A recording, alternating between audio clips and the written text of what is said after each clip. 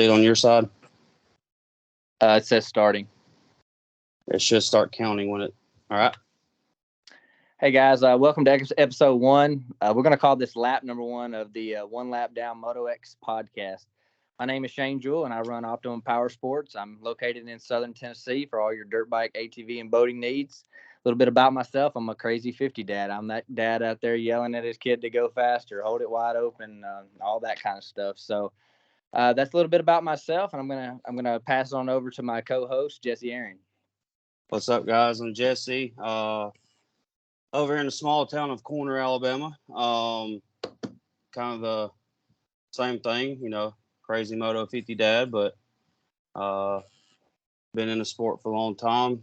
Sponsors, real quick. I want to thank Dollar Cycles, all your services, sales, anything to that nature over in Summerton, Alabama, and then Cowtown Cattle, which is my dad Scott's company that actually is over our Arena Cross series and stuff like that. So, to be honest with you guys, what started out as a joke, we're kind of trying to make it a real deal. I think it's pretty cool. This is obviously our pilot episode. This is trial and error, but I do kind of hope it maybe turns in a little bit of something. But main focus is going to be all local stuff. I mean, local riders, racers, tracks, businesses, stuff like that. We will jump a little bit into the pro stuff, but I think me and Shane's kind of agreed that this is going to be more local, amateur based, and we're going to cut up a little bit and stuff like that. But hopefully it all works out. Emphasis on pilot episode, because we're going to screw a lot of this up. For sure. Yeah, that's for sure. Well, man, let's jump straight into it, man. I know we've got some topics that we want to cover tonight or whatever, and I know that your family has a lot to do with a lot of the race series, and I've already highlighted with you. We talking, we want to go in depth with the King of the Mountain, the Alabama series. We're going to look to news for the Arena Cross series and that sort of thing. Let's just jump right in, man. And I know we've got some races coming up on my list. Personally, I'm covering the King of the Mountain. We've got round 7. It's this weekend at Back 40 MX. Then we got round 8 at McClarty, and round 9 at South Fork. That's just kind of the upcoming races. And I know there's Alabama championship race coming up at Monster Mountain too. It's in November, I believe. I'm not going to put an exact date on that. But yeah, those are coming up on my end. I know you was covering the Alabama series portion on your side, right? Yeah, I'm trying to do better on my end to keep up with everything. So, round 13 of the Alabama State Championship Series is this Saturday at Red Dirt Road in Plantersville, and then I want to say the following weekend will be what was, if I'm not mistaken, September 17th. What was supposed to be, September 17th, what was supposed to be Mill Creek is now Crossbone. And I do believe it's a Saturday only race. I know Troy usually does a Saturday practice race Sunday, but when I went to his last race a couple weeks ago, if I do remember correctly, he was just going to do a Saturday only. Gotcha. So at least McClarty and I guess was it Crossbones, they're not going to be overlapping like we had originally thought they were. No, I actually did some digging on that, and as far as I can verify, no, because McClarty is September 10th, from what I have seen on their schedule. Which I'm glad they don't overlap, because this is one of the things we're just going to jump into. Is this subject's going to be local track? So, if you've been around the series for a long time, especially as long as, I'm not tooting my own horn, but as long as I have, I've been in it since fall of '99. Old ass.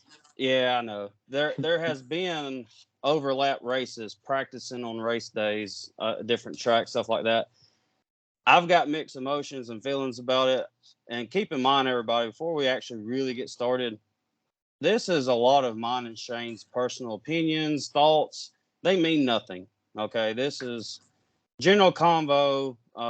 Just So, but once again, glad they're not overlapping because I really like both the tracks and I think highly of both the promoters. So, I guess one, kind of tough to start with on this subject is the split series and how that kind of came about. Man, we've been fighting this too long, man. Dude, what about that race at McClarty's earlier this year when they were together? If if that didn't show how big a crowd that was the most insane race that I've personally ever been a part of, other than like qualifiers and national type races. So not non-national event. That was probably, I'm gonna say, in my 20 years of being around the sport as a local race, I'm gonna say that's the biggest one that I've ever been to. What was like 700, 800, It was six. It was mid six. I don't remember exact numbers. Like 630, something like that, 640, somewhere around there. But that's still an insane amount of riders. I know the day didn't go like everybody thought it was going to, and whatever. And that's beside the point. I don't think anybody could have ever predicted, what happened that day as far as the amount of people that kept coming in the gate. I mean, but that and our 50 class had like 30 or 40 kids in it. I mean, that's insane. I mean, that's absolutely. I mean, and it's just going to make our kids better. I mean, I know mine and your kid are very similar in speeds or whatever. And, I like to see those kids, I like to see ones that out there pushing ours and help pushing the pro class, pushing the B class. I mean, pushing all those guys. I mean, it's just going to make us better. On the back end, whatever your goal may be in motocross, chase the competition is my outlook on that. And I think the competition can be right here at home. I think we've got just as good of riders as almost, just pretty much any state in the country.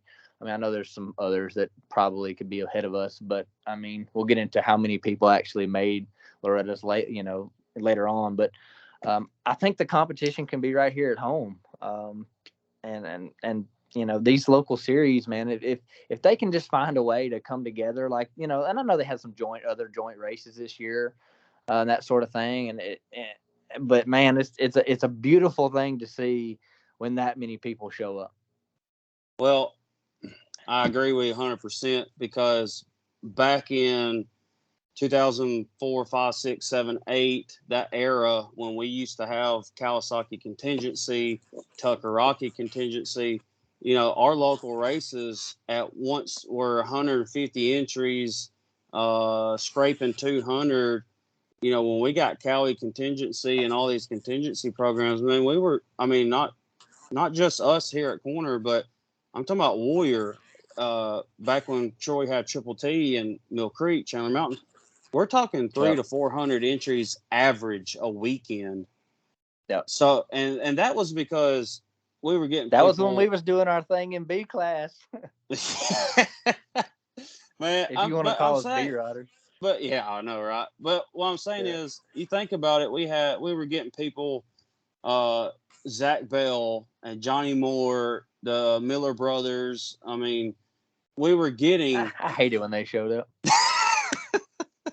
Every time, dude. Super nice guys. I'm talking about some of the nicest guys you met at the track. But when you line up on the gate, they were animals. Straight animal. I know a lot of these people probably don't know who we're talking about, but that's beside the point. But anyways, so to jump back forward for Hugh to have that type of race, man, for just a normal series race. Now, I've got my own theory on. Yes, it was a double series race, but everybody likes most people like the track. He has a great track. It's very easy to ride. It gets rough when it wants to. You know what I mean? So, hey, speaking of, have you ridden the new layout? Sorry to jump topic. I have ridden the new layout. I have not, and we plan on doing it September 10th. It's good, man. I think little man enjoy it for sure. It's fun. Good. So, but double series race, the owner, the track, and honestly, Shane, I think it has a lot to do with location nowadays. It does. Not everybody is chasing the one problem is not everybody is chasing a series like they used to. And I'm speaking from a promoter's side of view because at one time we had 12 tracks in the Alabama State Series, and people went to all 12 of them. Of course, now economy hits back in 08, 09, economy takes a dump. Everything starts changing, right? So people are not able to afford to travel as much local or every single weekend or something. So then they start picking and choosing. Well, that, to me, my own opinion, that's what kind of started it. Great. And so nowadays, I don't totally disagree with the split series, and I don't totally agree with it. I ride the fence on it because you're applying to certain people in the north and south kind of deal. You know what I mean? Yeah. Here I'm one of those people that I don't chase a series. Everybody knows that. I ride whatever race I want to ride. I don't care about my overall, because I mean, let's be real here. Most of the time, the series champion is whoever goes to all the races. I mean, let's be honest there. I mean, that's just kind of what happens. It's cool for the kids or whatever. And honestly, my kids ran the entire King of the Mountain series one time, and that was his very first year racing. He was, and it was cool to get his little trophy at the banquet and stuff. But we're just not those people. But I do enjoy the series aspect. Like, it gets people. I think it gets people in the gates. It gets certain people in the gates every time, and then it gets us that come in. Here, there. We're searching for that person to race, or that gate. That gate draw. But It kind of gives you a reason to do it. It's not for just sure. showing up to a Saturday race, spending all day out there. You get your little plaque and then you go home. Like, granted, nowadays, yeah, stuff's not as great as it once was, but it still gives you something to look forward to, I guess. Yeah, 100%, 100%. Man, I hate that we lost Mill Creek in a way. I know we're gonna hop into the tracks closing down sort of thing. Hate that we lost Mill Creek. I've had some good memories there, as most of us have, and as some of us had bad memories there. Shattered my collarbone, amongst other things there. But that's a track that I believe challenged a lot of the people in Alabama, and I really hate to see it go. We've lost a lot of tracks in Alabama, and we've gained a lot of tracks throughout the years. I know McClarty wasn't around when I was before I quit. Now we got, was it Dodge City coming in? So Dodge City is to best of my knowledge, is the newest, latest, and greatest over there. Dodge City, exit 299 in Coleman, Alabama. He's been having a ton of practices. And by the way, the owner, Cam Devaney, great guy. I've known him for a long time. I mean, one of the nicest guys you'll meet. For sure. I don't know if he's been sleeping. Honestly, I think I agree. I think he has legit set up a bed and a water fountain at that track, because I swear every He's day open on about Facebook, every day. I know, but you know what? Props to him, because we haven't had something like that in years. Warrior was the last thing even remotely close to the practicing during the week and weekends, this, that, and the other. Now, I personally have not been yet, so therefore I have no input on the track itself. I'm but going this weekend. From the pictures and videos I've seen, it looks pretty stellar. And I know he's probably. Here's another thing about new tracks. A lot of people are too quick to judge and not let them get the kinks and bugs worked out. Agree. 100% agree on that. And I think that's a lot of problems sometimes too, because trust me, when we had Corner Motocross, the very first time we opened, it was not perfect. I promise you it wasn't. Nowhere near it. That's just like a restaurant. You go in a restaurant, everybody's like, "Oh, this is a shit show. This is absolute shit show." But and then like 6 months down the road, man, I love eating at so and so steakhouse. Yeah, exactly. Like, so give it a chance, man. But yeah, with Dodge City MX opening, that's a new hottest hot spot. I can't call any names. I can't even give no details, but I personally do know someone who is trying to get in the game with a track. right now it's just a lot of talk. They're trying to start action plans, but nothing has just set yet. But just a little teaser. Hopefully it goes through. I can't. I'm not. I can't even tell you if it's going to or not. I just know that it's in. It's trying. So North Alabama, Central. What are we looking at? Probably more central. More central. But back to our series used to having 12 tracks. Okay, well, out of those 12 tracks, I think there's probably two. Out of those 12, they're still going. And I'm not going to name every one, but we're one of them. Corner Motocross, Cadillac Ranch. Love that track. Warrior, Chandler Mountain, now Mill Creek. Those are just some of the, I would say, more popular, consistent tracks. But, a lot of it has to do with economy. And this economy is so up and down. And I'm not talking politics, by the way. I do not talk politics. But the economy is just so up and down. And as a track promoter, what a lot of people don't see and realize, and I've had personal conversations, people think that promoters just like that's their living. And I'm here to tell you right now,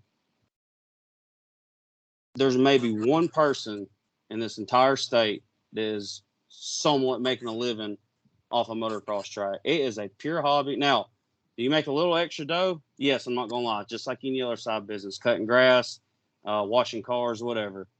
But it's not a living. Now it's a living I would for say a hobby. Keith down at Monster. That's Keith. That was my guess, yeah, because I don't personally know the guy. I do. I know him very well. Okay, so I'm just assuming he's one of them. Yeah, that's his full time okay, job. well, and see, that's cool. If you can do it, awesome. Yeah, but well, he's got the training academy there. Jordan Fancher training, doing the training down there with Kendall Mason. So it's not just having a race every weekend and a practice every weekend. So he's got other avenues. That's honestly what it takes. In my opinion, that's what it takes to make a living out of motocross track is you got to turn it into a training facility or something to that nature. These guys that are just having weekend races and every other weekend practices, guys, I promise y'all, they're not making a killing.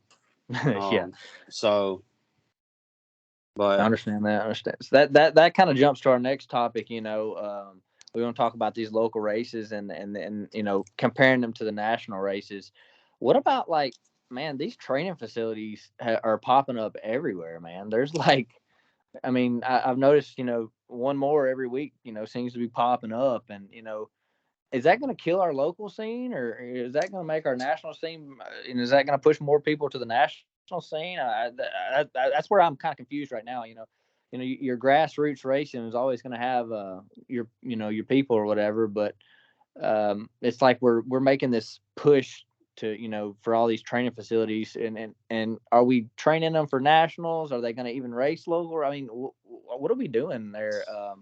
Well, I'll be honest with you. I personally have been at training facility, a couple of training facilities back in the day. One of them who was no longer was RTF over in Columbiana, and it was Riddell Training Facility, and their main group was our South American friends, like from Peru and Argentina and stuff like that. Great place, great people. I did it.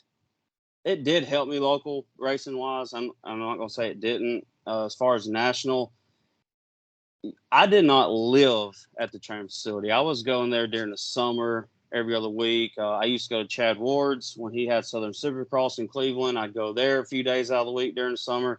But as far as actually living at one, man, the answer to your question, that's a tough answer because part of me feels like it's taken away from the local scene. And then another part of me is like, well, we train for football and baseball and basketball. What's the difference, Yeah. I mean, we've dabbled in it here and there. Brock's been working with Jordan for about a year and a half now, just randomly. He'll do some things in the summer, and then we've also went down to Monster and did a couple of days at the training academy there. But I've noticed something. Especially at our kids' age, they're at that kind of brittle stage where they're still trying out what they want. I know your son plays baseball and my son still plays basketball, so we're kind of feeling it out. And I think they're going to get to that age now. It's like the age of they've got to choose is kind of getting a little bit earlier.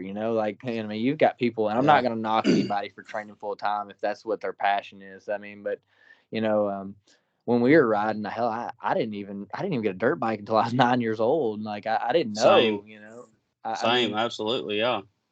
Well, I mean, you take, I'll give you a prime example. I'm calling out one of my old school buddies, Clark Stiles. I don't think the Alabama Slammer. He didn't start racing until he was like 14.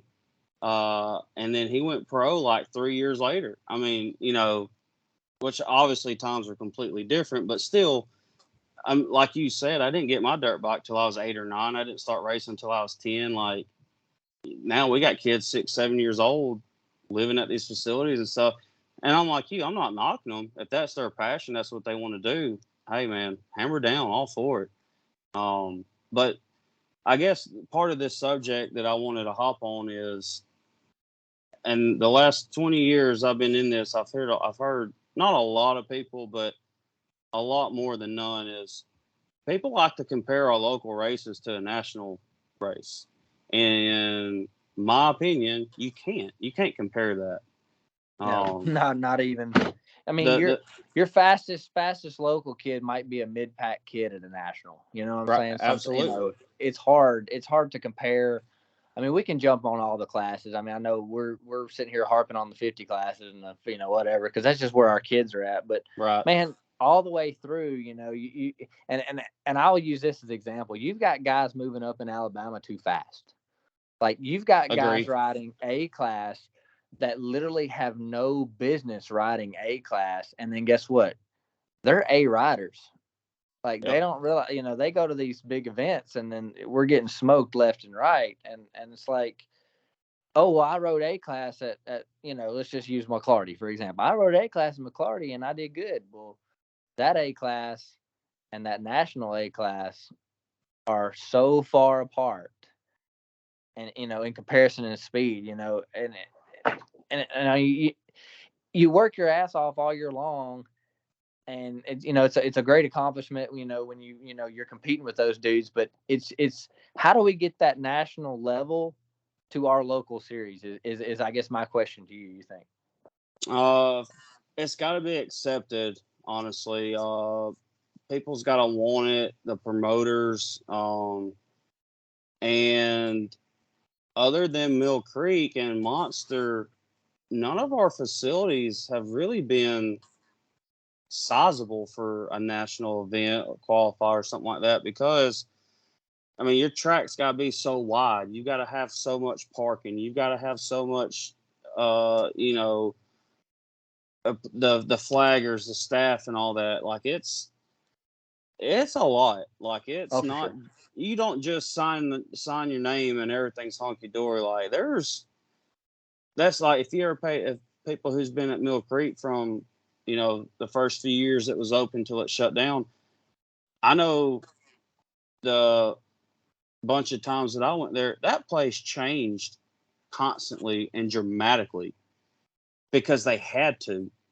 Yeah. You know what I mean? There's so many stipulations to a national event that I just be honest with you, like in the past, I don't know about now, but in the past, a lot of our promoters and tracks were just happy with what we had because we were turning 300 and 400 entries a weekend. We really didn't need that national, quote unquote, national event. But at the same time, here, Alabama, Tennessee, I mean, we've got plenty of it around us. Yeah, you got to travel a little bit, Georgia, Florida, Kentucky, Texas, stuff like that. But I don't know. I don't know if I'm not going to say we'll never have any type of national event, qualifier, regional, but well, I do know a little bit about that. I do have a little bit of sprinkling that there's a very, very, very good chance that somebody in the state of Alabama will be getting an area qualifier next year. I know you're talking about. I wasn't going to say nothing. Let's not drop that bomb yet. No. That bomb yet. Look, that's not our news to drop. Okay, so I'm not against it. Am I for it? Actually, yeah, a little bit, because I think it's cool to have something like that in our states. But um, yeah, so the whole comparing the local to national thing is you just can't, because skill level, track, um, everything's so different. And Yeah. on the same subject to that is AMA versus non-AMA. So we've had people, we should be AMA. Okay, so we did AMA. We did it for 2 years. It was a nightmare dealing to be a legit AMA race at your local race was a nightmare. Yeah. The I know rules, the me and you've had money. that discussion. We've had that discussion before about talking about I guess the Ringer Cross and then the Yep. Alabama series and all that stuff. When we were talking about that, I guess it was probably last winter or something like that. Yeah, I think so. We had talked about, hey, if we do this for one and whatever, and then you brought up a good point. I remember, I distinctly remember it. Well, what happens to that kid who shows up and mom and dad bought him a dirt bike and they don't have a class to race because they bought this dirt bike and it's not age appropriate for this class, or and you brought up a good point with that, because local racing is just that, it's outlaw. I mean, The outlaw series, man, the outlaw tracks. That's what we're about. Yeah. That's what Alabama was made off of. Yeah, I mean, and everybody's wanting to bitch and complain. They're like, "Well, so and so's running a 60 kit on his PW." Well, go buy you a 60 kit, man. It's like there's no way for a promoter to sit there and pull heads off every single PW, or pull the head off a 250F and see what. I mean, there's just no way Nope. that in a one or 2 day event that somebody can do that. And if you're AMA sanctioned, guess what? You better have an AMA official on site, Yeah, you because have to. protest everything. Like, you've got, like, it's just, I understand what you're saying. Like, it's just such a huge headache for something The that's fun.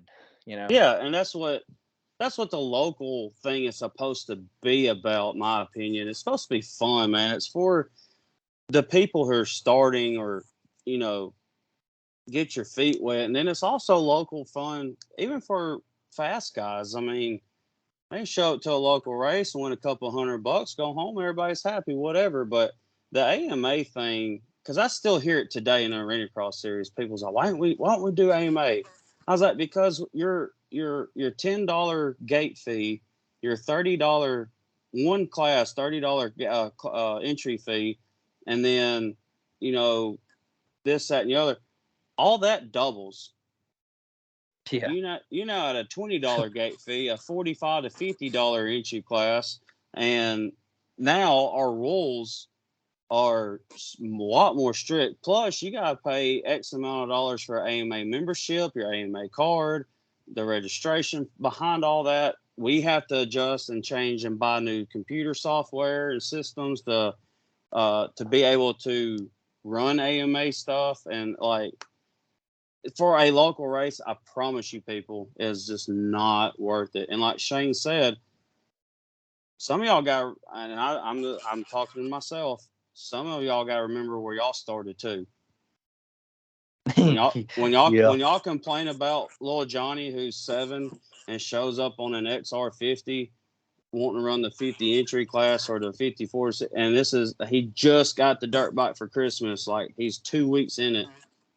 That was y'all at one time. That was me at one time. You know what I mean? Yeah. I think a 100%. lot of people take the local fun out of it. Yeah. Because they're Hey, I'm getting. guilty. I'm guilty. I'm guilty. I'm guilty of that with my own kids. Sometimes I'm that dad sometimes, and I take the fun out of it sometimes. But then looking back, it's like those were some of the best times of my life, and I don't want Absolutely. him to think they're. I met some guys like you and Jake Butler and people, which I knew Jake before, but Jonathan Dove. I met them guys literally because of two wheels and a bunch of dirt. And it's you're making memories. Don't sweat the small stuff, and let's just have races, man. Just Hey, be appreciative. you ask Scott Aaron today, and he'll tell you some of his best memories and friendships came from local motocross racing. Yep. Not from 100%. nationals, not from Gatorback, not from Loretta's, not from Texas, not from regionals and qualifiers, from local racing.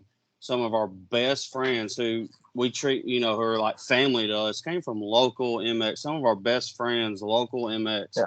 So I think a lot of people, and look, I'm not knocking nobody, but the people who are getting into the national stuff and chasing Loretta's and all that, hey, hammer down, guys, because it's fun. But let the local be local. You know what I mean? Like, use your local races as practice, seat time. Come back to your local race and hang out and have fun. Yeah. 100%. I guess that's what I'm trying to put the emphasis on, because I think a lot of people they lose that sight sometimes. Yeah. So I'm gonna put you on the spot a little bit right here, and I know I asked you this earlier. I know we've lost an arena. I know everything's kind of up in the air right now, but what is the plan going forward with the Alabama Arena Cross Series? Oh, you did put me on the spot. So I don't have 100% of the details right now because nobody else does either. Understand? Unfortunately, we did lose an arena, Priceville Decatur. And I hate it because so many, including myself, so many people love to go into that race, to that arena. The halls. It was so big, dude. So man, big. well, yeah, but the promoters, the Hall family and the Borden family, done such a great job with everything up there. I hate seeing it gone. And it was a great location too, man. I mean, it was it was a prime location. And so, anyways, I'm not 100% on their December races. I do know that they're not going to have them there in February. As of right this second, there are talk about a new location. It has been raced there a handful of times before. I'm just not saying it right now because nothing's set in stone. Nothing's 100%, but they are looking at another location. Yeah. Nothing has, to my knowledge, has been verified yet. Now, Amy, if you watch this and you want to elaborate on anything, you're more welcome she's watching. Well, I'm just if she wants to get in the comments and elaborate anything, feel free. Help us clear this up, because I'm not saying anything because I'm not 100%, and that goes back to the track closing deal, because when we first started Arena Cross in 2000, Troy had been doing Columbiana by himself, just Columbiana, for like 5 years straight. Like, that was it. One place, one town, that was it. And then when we got into it, my dad got Coleman, and then we added Aniana, and then Muscle Shoals. I forgot about Longhorn over there. Yeah, Longhorn and Muscle Shoals. Then we added Fayette, and then I know we've had Rainsville, Corinth, Mississippi. We actually did Huntsville one time back in like 2000. I think it was like 2003 or 4. Yeah, and I raced there on 125. Yeah, for sure. Yeah, so that was a one and done deal, because right after the race was finished, I'll never forget. Me and my family were standing there after everybody had left, and the board members or whoever they were that were over the arena, they walked up to Dad and said, they were talking for a second, and they said, "By the way, hope you enjoyed yourselves, because we're not allowing this ever again." They were scared to death of it, is what happened. It scared them to death. That's crazy, man. I remember being at that race in Huntsville and was like, man, this is a good arena. We had, and I remember the track was super mellow. It wasn't nothing, it wasn't, and I know why it was done that way. Just first time event, you don't want to go crazy and build, build some of them Trevor Board. Those board members, man, they hated it. That's crazy, man. But that's another problem, even with the Arena Cross stuff, is Aniana, we lost it because one day they called Dad and said, "Hey, we're done with motorized events. We're rodeo and circus only." And then crazy. Rainsville was semi kind of the same way, but I think they do allow I'm not sure where they're at on their type of events anymore, but Muscle Shoals, that was actually individually owned. The city, nobody owned, I'm sorry, the county nor city owned that place. An individual did. And as everybody who You used just to saw it. race there knows, that she was real big into her horses. Well, she tore half the bleachers down and added this special type of like sand and stuff. And like, it just really screwed us up to even try to have a race there. Yeah. So we had to hell, drop it. Yeah, I remember running there. One of my best friends, Trent Parks, he actually lost a finger in that place. He landed on somebody. But dude, stories like that. He's fine now or whatever. But stories like that, racing arena cross. I hope something can come out of it because, we don't. I personally don't run a ton of them, but every now and then there's a rainy ass weekend. Let's go in and let's hang out with the boys. Let's go out to eat in between, motos or whatever and. It's a good time, and I enjoy them. How many did we run last year? Maybe 3. I had a blast every single time I came, and my son loves it. I don't really care for the arena crowd. I'm not a big tight person like that, but he loved it, and I was really looking forward to come back this year. So maybe it'll all work out for everyone involved, and if not, we can push forward and find something else because our kids need something to do in the wintertime too, man. Well, and that's what it kind of got started, man. It was as a have somewhere to ride during the winter, and before we knew it, it grew so big and it just took off, and then we're like, hey, this is actually pretty cool, and but just like anywhere else, you have the issues with not wanting motorized events and stuff like that, and cost and cost shooting up on rental on the property, and insurance getting, oh my god, insurance is stupid high. But it gets to the point where it ain't worth it. It's not enjoyable. Yeah, it's stress, man, for sure, dude. By the way, we set out to do about a 30-minute show or whatever, and we're already 45 minutes deep or something like that. 37. So I think we're doing pretty good, and we still got we're 2.5 more subjects to go. We're killing it, bro. And I'm on 13% battery. I'm trying to find my phone charger. Oh, you better hurry. Yeah. So you can't leave me doing this solo. Well, you may end up be doing it if I can't get this thing to charge right there. My port is messed up in my phone, so it's like acting crazy. I had to put it on this little thing. It's driving me nuts. But yeah, so we can go ahead and jump to. You want to do a little bit of Loretta Lynn's recap? Did you spend any days over there? I'm just gonna be honest with you. I have not been to Loretta since 2004, 2005. Bro, look, it's not that I don't. It's not that I haven't wanted not to. It's just I don't know. Like, it's just hard to explain. Like, I have not made any effort since then to go and watch. And so we're gonna go to Minios this year. I haven't been to Minios since 05. I raced there in 05. That's the last time I've been. So I told the family made a decision. No beach trip. We're gonna do Minios. And so dude, Rip enjoy that like crazy. Yeah, and that's what. And I'm actually gonna ride too, believe it or not. Oh man. I've been getting back out there a little bit, but I'm strictly going just to ride. So anyways, I told them next year we would try to take a couple of days and go to Loretta's next year for sure. Yeah, dude. Hey, and I'm gonna spotlight these folks right quick. That's why I want to do a Loretta Lynn recap for all of our local peeps that got to that punched their ticket, man. I mean, I think every year I root for every local person that is attempting Loretta's, because it is such a huge accomplishment. There's a lot of people who don't get to go, never been, don't make it, whatever. Right here, this guy right here. Yeah, same right here. So Loretta's is in my head, dude. It's in my head. Oh, same. So regardless of results, I still huge props to everybody that made it, that got the race. That if I'm not mistaken, for the most part, I think everybody pretty much came home safe, except for maybe Trevor. I know Trevor Dunn Trevor had surgery last Tuesday. He broke his part of his wrist and hadn't had some ligament things go on, but I reckon he's got it. He's a little sore, but I think we had 23 Holy local and smokes. people that ride typically in our area or whatever.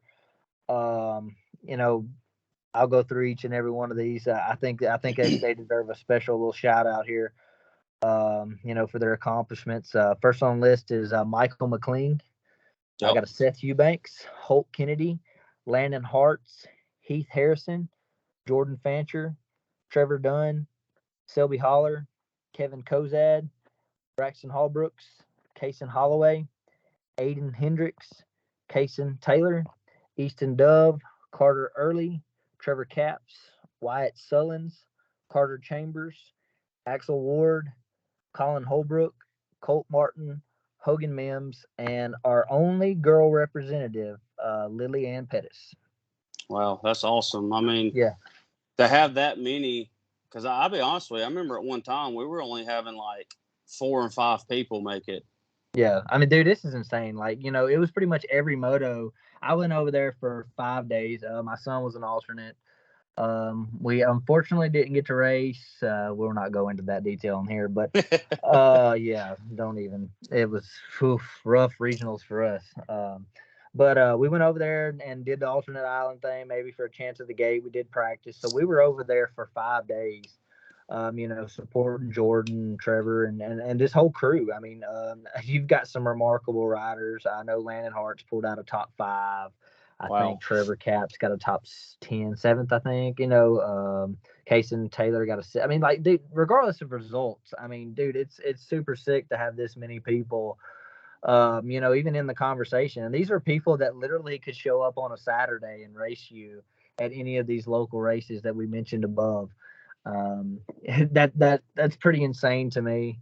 I know some of them had some bad luck, and the results weren't. To me, the results when you get over there, I guess they matter, but you're a bad dude or girl if you line up on that gate. I don't, regardless of class. If you're in the slowest of PW shaft class, or you're in the open pro sport class battling out with all the ex pros or whatever, you're a good rider. You've put in the work. You deserve to be there. Oh, absolutely. And for me myself, I would be happy with just the ticket in the vest, and put in my laps and go home at the end of the week. But to some of these people, I get it. You want results. You want to do the best you can there. Some people are just happy to be there. Some people are, there to actually try and get something done. Whichever it is, just, mad props to you, because that's tough. Yeah. I got to talk to Jordan Fancher at Crossbone a couple weeks ago. It was actually the weekend after Loretta's, and I said, "Man, what are you doing here? Like, why? You literally just raced Loretta's like a few days ago. Why are you here at this local race?" He said, "I wanted to feel at home again." Dude, well, Jordan, hey, this year we kept him right side up for the most part. Last year, the infamous jump into the 10 Commandments that absolutely destroyed his bike or I whatever. forgot about that. Luckily, he didn't get hurt. Well, this year his gas cap broke off, and he rode half of a moto without a gas cap or something like that. Yeah, he went down, and it didn't hit him, but somebody hit his gas tank, and so he had some, like, I don't know, MR whatever that high dollar VP is. I Jet guess fuel. that was bouncing all over his lacquer, for what are better words, his nutsack, and he was getting all that on him. Sorry like, to call you out like that, there, Jordan. like, yeah. So like, but talking to him, and this is what a lot of people like about Jordan, including myself, just talking to him, I was like, "Hey man, what was your favorite part of the track, and what was the worst part of the track, and what did you like and not like, and how do you feel about your results?" And dude, it just, for him to stay as positive about every single little thing was awesome. And I know a lot of other people would be the same way. He was just the only one there I got to talk to about the whole experience. And but mad respect, props to all of them. And real quick, how about Heathy with his 47 hole shots while he was down there?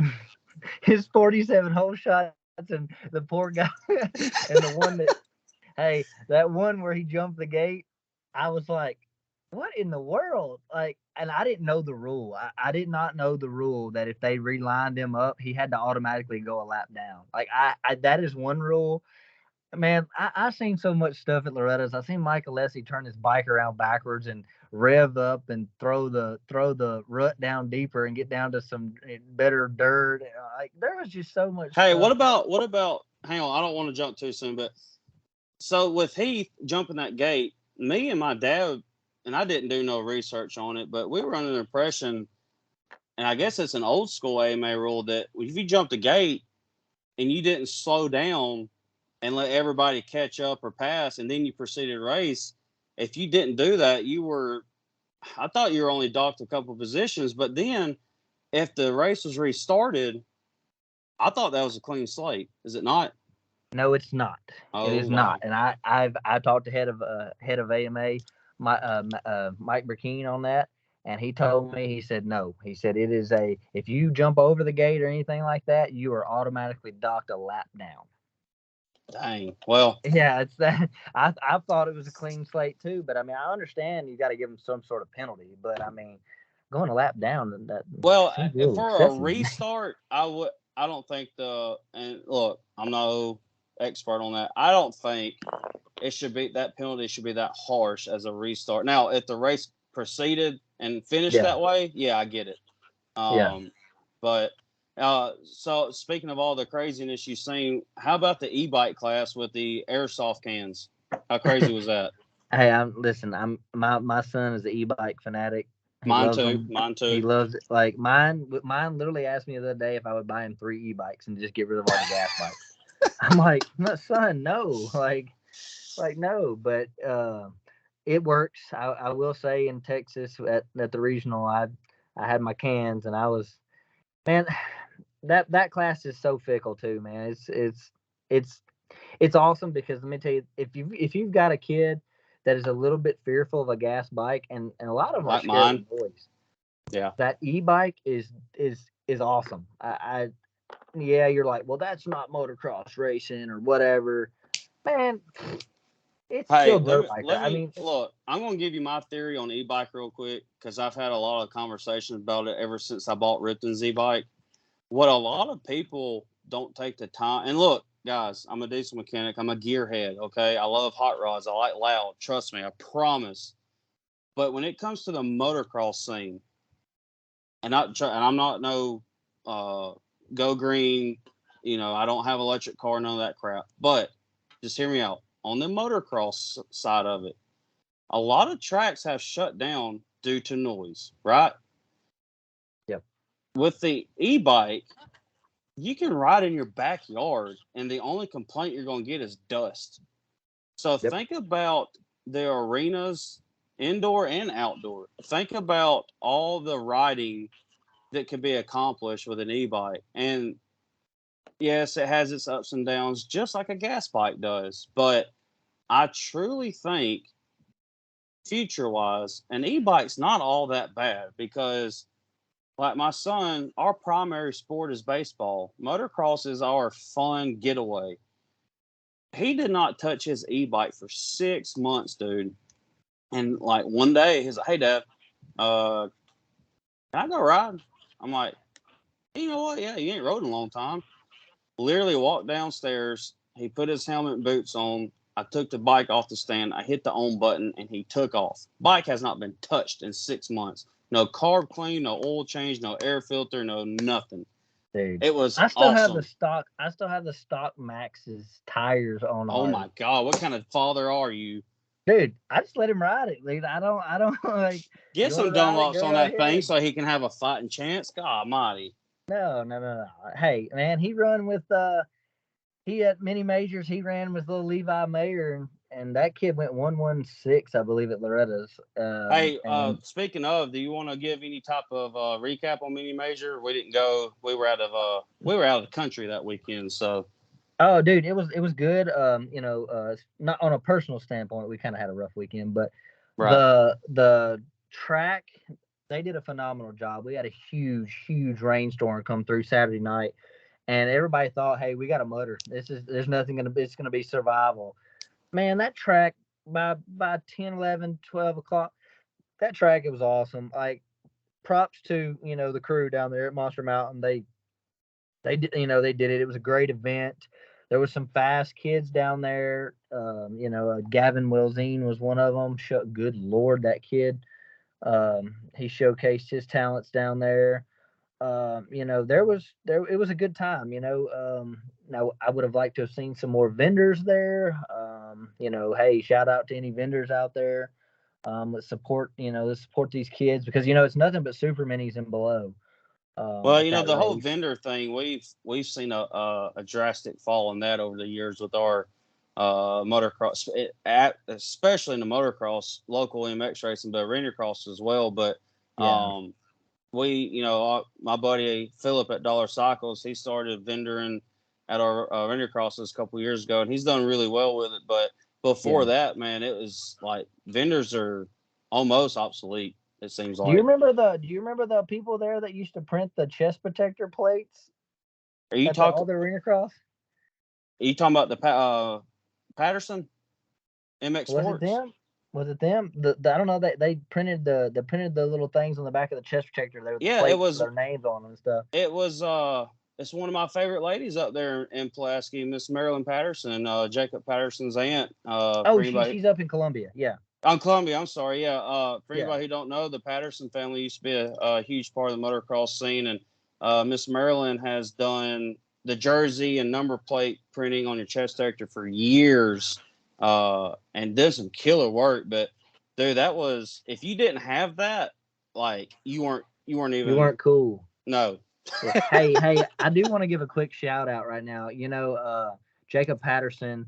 Yep. We're not going to speak of what he's went through the last few years, but he's out. He's out and about now, and he's shredding a dirt bike again. And let me tell you, Dude, there's one dude that can ride. me and Jacob used to hang out a lot back in the day, and you want to talk about one bad dude on a dirt bike, on and off the track, woods and track, like insane the talent that, and his brother Cody was fast too. I mean, Yeah, no slouch. Hey, man, uh, I always used to say all of them can ride, because Robert was no slouch no, before he yeah, passed or whatever. He was no slouch either. no, and I've Jacob hit me up, I don't know, a month or so ago, and I ain't gonna lie, I was very thrilled to hear from him, and because it's been years, and so Jacob, if you end up listening, hope you're doing well.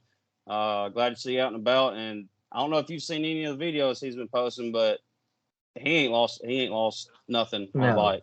no, he has not. I got to hang out with him for a day over at Loretta's or whatever, underneath the FMF tent, and we was reminiscing about old times, and we rode around the side by side, and it's like, my old friend was back, and Yep, yep. I he can haven't got to still see ride. him yet, but I'm waiting to. But like I said, we've talked a little bit over social media, and I'm glad to Yeah, hear from him. Glad to see him doing good. And how yeah, about for that sure. flow, by the way, he's got going on?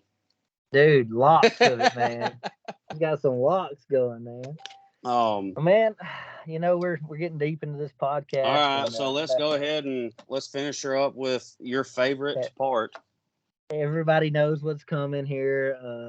And first and foremost, we're gonna start this off by letting everybody know that there was no, I guess what you call, there was no pointing fingers at anyone basically, but there was a little bit of pointing fingers. And it wasn't. It was more along the lines of who let him do this over exactly. All right.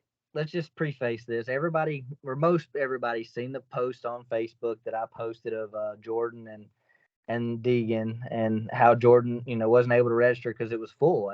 The class was full.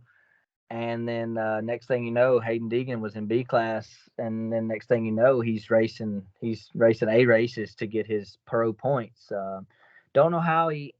listen, let's not get into the politics of motocross. I really don't want to Please do no. that. I don't really want to. Everybody knows that, everybody sees it. The favoritism goes both ways, but my post wasn't to highlight just Jordan in general, like he didn't get this gate, but to everyone out there, maybe the process may be a little flawed. To if you've got a pro license, you go to Loretta Lynn's and you go into Open Pro Sport or 250 Pro Sport, you're eligible to get your pro license for motocross. Supercross is going to be a whole new format for that. I don't know all the details. So, they did the futures thing last year, but I don't know all the details yet on the Supercross side, but I know the motocross side. And I was just wondering why he was able to get a gate when registration was already full. And it was just concerning of me, and it wasn't necessarily to point out Deegan, because I know this has happened before.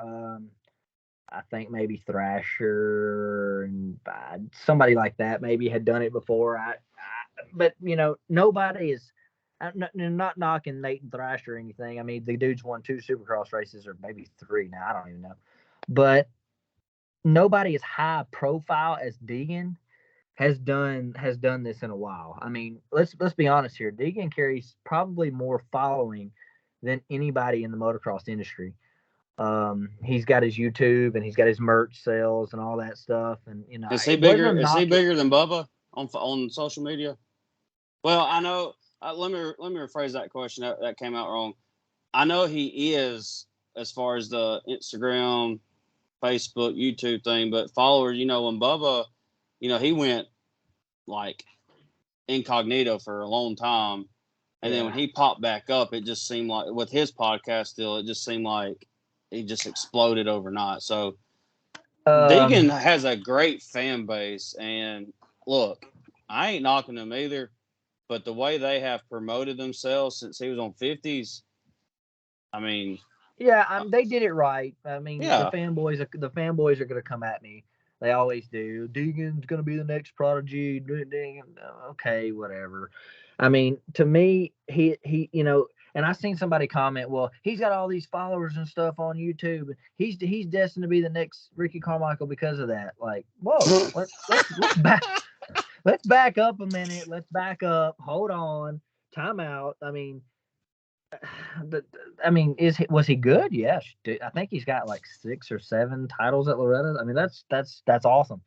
But he's no different than any phenom that has came out of, come out, AC, anybody like that. Let's see what happens before we start, naming him next GOAT and that sort of thing.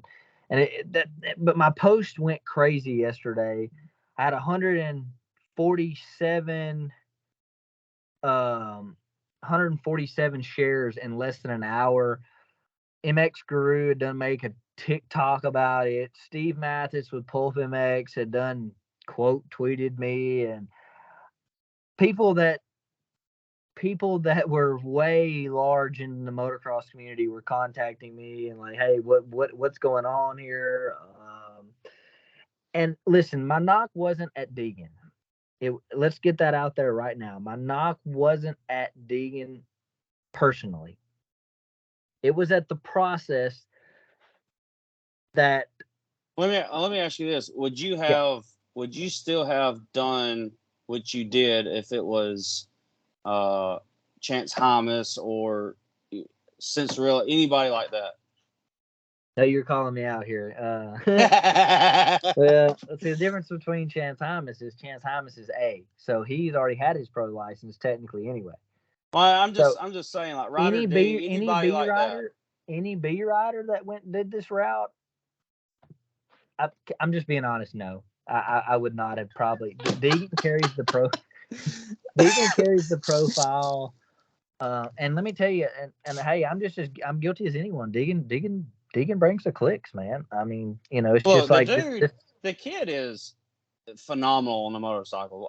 Everybody knows that he is, and look, he puts in the work for it too. And obviously he's got natural God-given talent for it, but he hasn't slacked on the work side either. No. And That's what I'm trying to get to everybody. yeah, He's earned his and don't get me wrong. There was a lot of people saying, well, Jordan finished 32nd or something. And whatever, dude.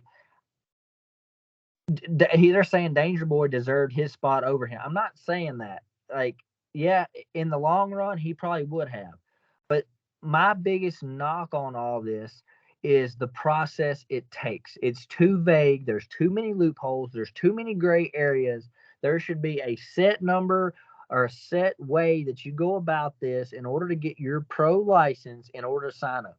Like they say, oh, he ran 5A races, and we can send that to a discretionary board, and they can decide if he's fast enough or not. Which, I mean, everybody knows he's fast enough, but make him go through make him check off every box that everyone else had to, whether it be racing A at Loretta's and getting your pro license, running the 5 whatever and or excuse me, running the pro-ams and accumulating 60 points.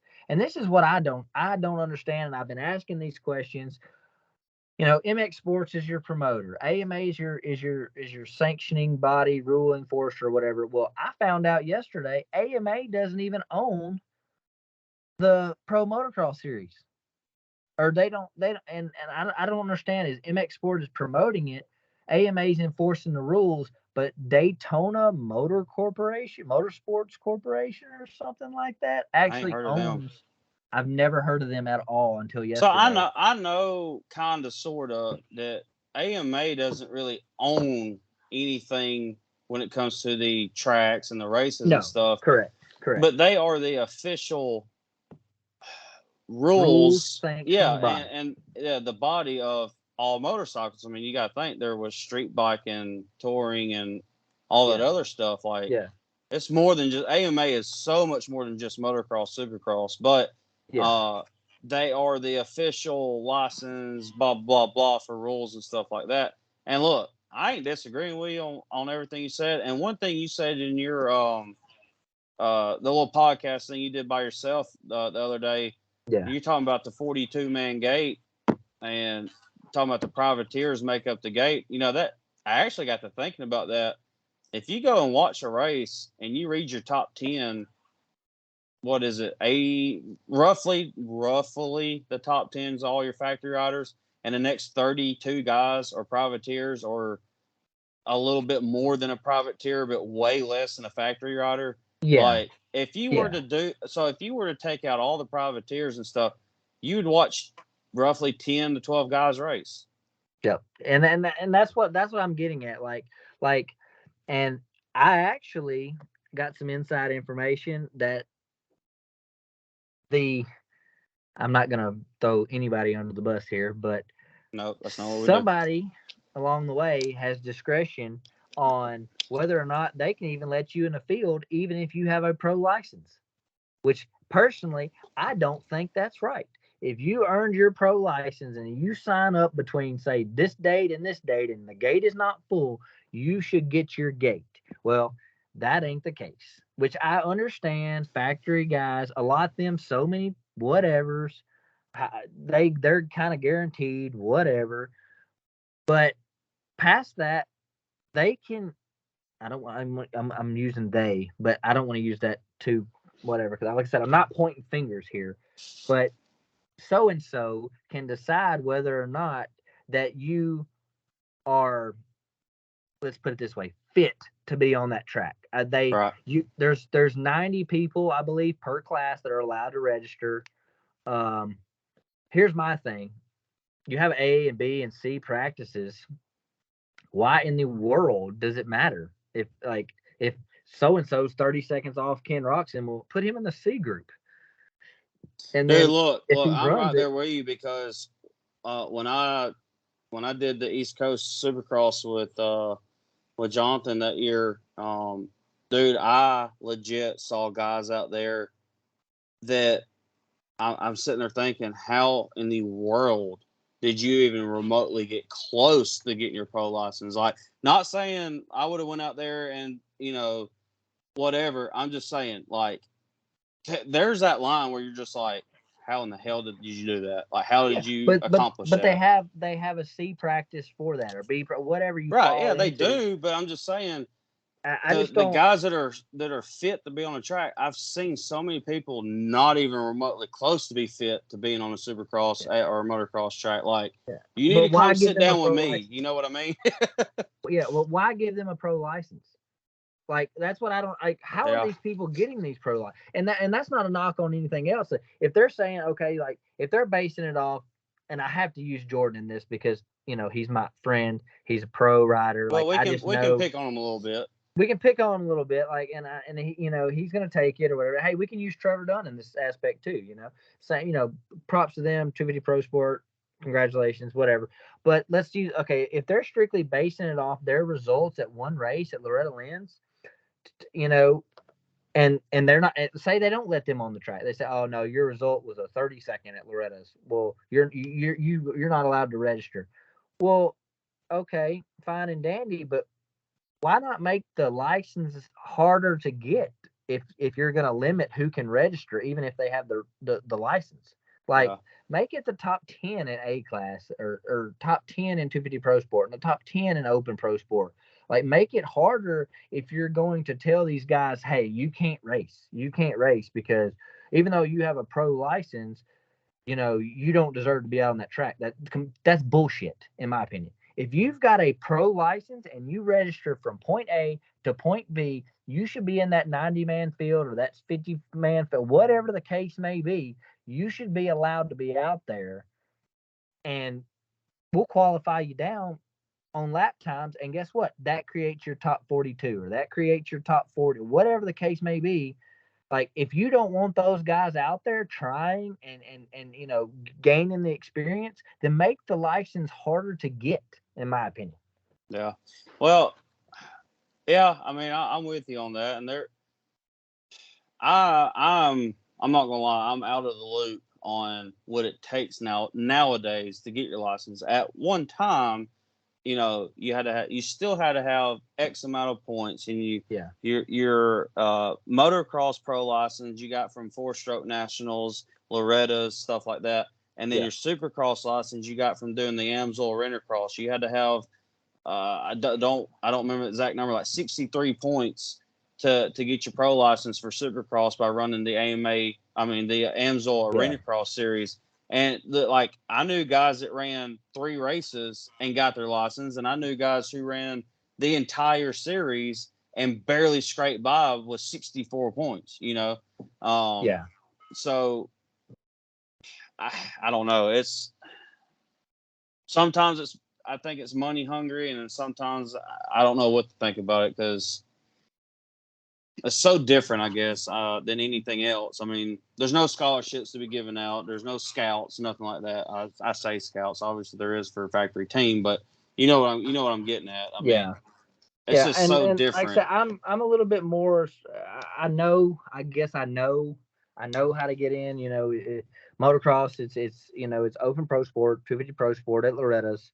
You go and you get your points.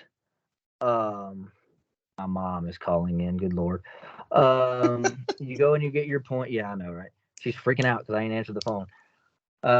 So you go and you get your points from A races like Ironman, So Amateur I've been Day. seeing that when I watch the Pro Nationals. I've been seeing highlights with Deegan and all them at that same race, and at first I was a little thrown off what it was, but then I caught on that those are points races for Correct. whatever, get your license and stuff. Well, back in the day, that's what they did, but it wasn't at the actual national event. It was like I said, the 4-stroke nationals, Loretta's. I don't remember. Did you get points back then for Gatorback or anything like that, or Lake Whitney, stuff like that? I don't know about back then, but I do think you can get some kind of Supercross points or something like that through the Supercross portion of Minios. Somebody can correct me on that if I'm wrong, but I'm pretty sure you can still do that at Minios to the Supercross portion. But yeah, they and I get what they're doing. They're trying to cater it more toward the faster people. They're doing these scouting combines where they bring in pros and it's invite only, sort of thing. I think you can sign up for it, but they kind of hand select. Yeah. I'm not really sure how that goes, but they basically are kind of making it to where your average Joe is not going to be there. Right. Cut down on, they want to see the top talent, and dude, we all do, but I'm a firm believer that people also grow. They develop at different times. I mean, look at Chase Sexton, man. And I'm not going to get on Cooksey's rant about his performance enhancing drugs or whatever he's claiming Sexton Dude, is. kid is on Dude, rails right now. Yeah, but like 3 years ago, Sexton was just fifth place guy, and now he's literally dueling with one of the greatest of all time. Like, I mean, I'm not going to say great. Let's not go there. But I'm about to say Carmichael ain't out there. No, one of the No, look, I'm greatest. not a huge Tomac fan, but I will be honest with you. Since he's went to Yamaha, I have liked him a little more. Like his whole demeanor to me has changed since moving Like to that Blue Yamaha. Crew? You on that Blue Crew? Well, I'm a green guy. I mean, I know that. But I'm just saying, like, Tomac just seems like a whole different person on that Yamaha, and Anderson is a completely different person, jumping from white to green. Yeah, Dude, but like I was saying, like I believe people mature different. They sometimes it just doesn't click, and then so you're telling me if you're only scouting for these top talents and these scouting combines and these SX futures that are only, which that rule's changing for next year, but you're telling me that there ain't going to be some guy there that might show you just enough. It's just like I just want a criteria across you kind of across the board. To me, kind of sounds like you're talking about like back how Dungy came through. B to pro. Huh? B to pro. Like he went from B to nationals or whatever he done. Well, just if you go back and watch his little story, I mean, like him begging DeCoster for a ride and stuff like he wasn't one of the top looked at amateurs. Yeah. You know what I mean? And like Yeah. I could be wrong, but I haven't really seen anything like that since him. Yeah. And that's why I'm comparing to what you were just talking about is for maturing in different times and everybody's gonna harp on Deegan. I kind of everybody's placing bets. Hey, I bet Deegan gets top 5. I bet Deegan gets this, and I said 20 to 25th, and people were dog cussing me. And what did he finish? I don't even remember. What did he finish?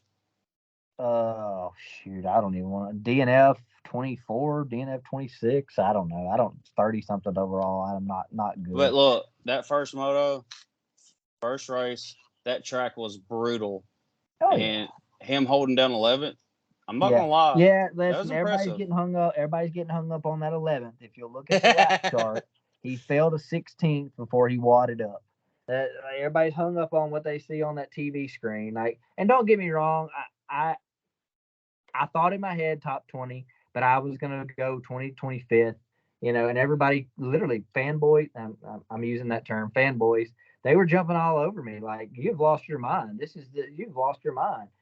Well, here's my reason behind it, and you may think I'm crazy, but when I look at Jet Lawrence and I look at Hayden Deegan, I see a grown man when I see Jet Lawrence's body. And this is not being some weirdo, like I'm fantasizing over some dude's body or anything like that. But like certain, grown men have features, muscles. Like when you're in your prime, you have muscles that are just different looking than I'm with you on that because you look at some of your 450 riders built compared to how the 250 riders are. No, I mean I get what you're saying. Like in all seriousness, you see more. They're just thicker. They're a little thicker. They're what you got to be ride that 450, right? Yeah, I mean they're thicker. They're muscular. It's just a different body type. Yeah, and Jet Lawrence is almost got that 450 physique, our body, without sounding how it sounds, but riding a 250. I get what you're saying, and Deegan, he's still a kid though. He is a kid. I mean, he's a kid. He's still a kid, and that's a lot of pressure. I mean, Absolutely. And I don't understand why he was even trying that thing in to begin with. I mean, I know Hymas did it the day before, and Ferry almost ended his life over it the day Yeah, before. Ferries was really nasty. It Like, was brutal. Like, I don't know how he saved that, but like you know, he was trying to prove, and he was trying to prove the haters wrong. Is what he was doing. And hey, didn't Deegan hater number one here. And it's not that I just hate the kid. It's just that I you just don't didn't like see. prodigies, you like underdogs. I get it. Yeah, that's just a different. Like, I want that dude that worked his way up, and don't get me wrong, Jet Lawrence is my favorite rider right now, and that's a prodigy, whatever you want to call him. That's a specimen. But like, I just didn't. I can't surround myself with the hype. Yeah, And I'm the same way. I'm not a fanboy of anybody. I'm not a super fan to any rider. me neither, When I was except for younger, Jet. obviously, of course, I was. But would you say except for Jet? Except for Jet. I love me some Jet right now, dude. That's my I dude. like Jet. I like Hunter. I like Pierce Brown, even though he's top 15 rider. He was super cool to Ripton at Atlanta Supercross, but If he would stop crashing. dude, I know, but God, he's like, if you actually watch, so, like, I'm using him as an example, but the riders like Pierce Brown, like the top 15, top 10 guys, they have, like, other than Jet, put him to the side, put Hunter to the side, they're just as fast. Oh, for sure. And it's insane that your top 20 guys, honestly, are just as fast as your top 10 guys. Like, your top 25 are honestly just as fast, but obviously lap times don't show that. But Yeah. um, It's it's just, crazy. Like, I want to know what their mom put in their milk when they were kids or something. Like, were they bro, I breastfed know. or were they? I mean, what am I missing here? Like, you're sitting here wondering, like, how did this dude get to be this badass? And here I am, I'm huffing and puffing. Dude, I rode 3 laps the other day at my buddy Colton's track, and which is pretty gnarly track. It's got some big jumps and stuff. It's fun. It's probably my favorite practice track. But I was beat after 3 laps, and I'm sitting here thinking, these dudes run 30 and 35 minutes plus. How do they not die? Dude, listen. All right, so I haven't raced in like a long time. So I've been riding once or twice a year. Say Ripton will be 8 in October. I've been riding once or twice a year for like 5 years, right? Just riding has not been our thing up until the last year, for real. So I got a bike, got it, been riding just a little bit. We went down a crossbone a couple weeks ago, and I rode the 30 or 35 plus class. Anyways, there's like 10 of us in there, and I'm sitting in staging, and I'm looking at some of these guys, and I remember seeing these guys ride like 40 and 45 plus, right? And I'm thinking, whatever. Take off, and I get like 5th. And I was like, and look, I'm not riding 100%. I can't. My body won't let me. But I was riding pretty decent. And so then I get to the second moto, and I start looking at the guys who beat me.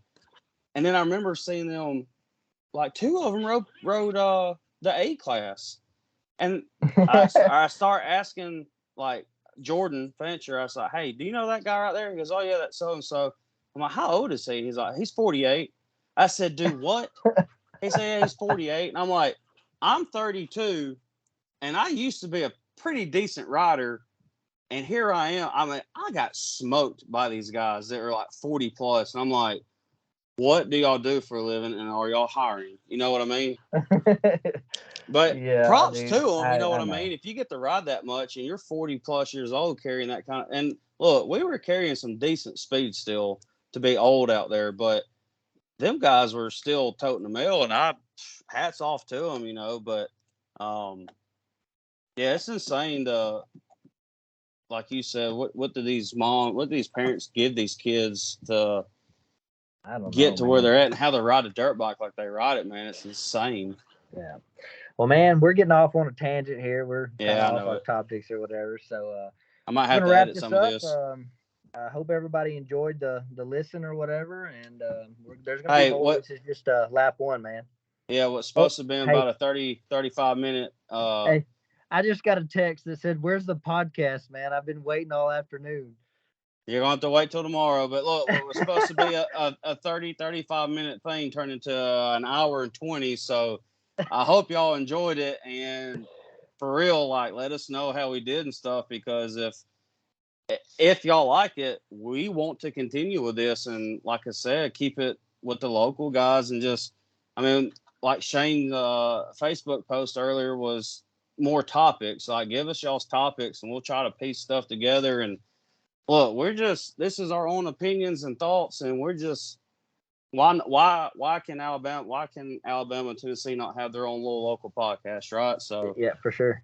Hey, and um, also we're gonna bring on some guests, so be prepared for that. That's in the works too. This is pilot episode number 1. You know, this is yeah. as Jesse called it, lap 1. You know, we're gonna go through here and hope everybody enjoyed the One Lap Down Moto X Pod. All right, see y'all. See ya.